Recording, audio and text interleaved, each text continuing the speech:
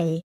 Okey, kita dah sampai hari terakhir Langkawi Marine Explorer bersama Malset dan kali ni pengalaman memang lebih santai tapi penuh benda unik yang ramai pelancong mungkin tak pernah cuba sendiri dekat Langkawi. Kalau sebelum ni kita explore ikan lumba-lumba, geopark dan kehidupan marin, hari terakhir ni pula kami dibawa lebih dekat dengan konsep gaya hidup lestari yang sebenarnya makin berkembang dekat pulau ni.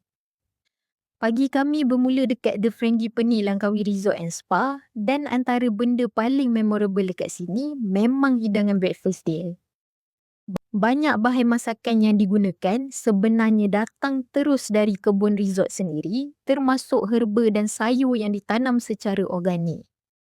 Lepas check out, kami terus ke workshop eco painting bersama Kansha Life dan geng bersih kampung.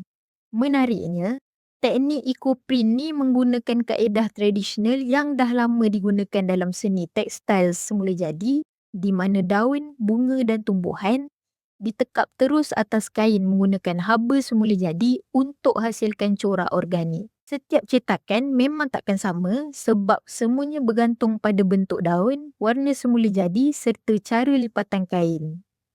Sebelum pulang, kami singgah makan tengah hari dekat kafe awal kita dan antara benda paling menarik dekat sini, mereka hidangkan sambal belacan vegetarian. Rasa dia memang surprisingly sedap walaupun tak gunakan belacan sebenar dan ini antara contoh macam mana makanan tradisional boleh diolah jadi lebih sustainable tanpa hilang identiti rasa tempatan.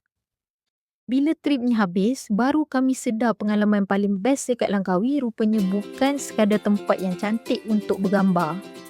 Tapi tentang orang-orang yang menjaga alam, komuniti kecil yang terus hidup dengan tradisi sendiri dan usaha untuk pastikan keindahan pulau ni masih boleh dinikmati generasi akan datang. Mungkin itu yang buat perjalanan kali ni terasa lebih bermakna. Sampai sini dulu perjalanan kami untuk Langkawi Marine Explorer. Jumpa lagi dalam pengembaraan 5OR Lifestyle yang seterusnya.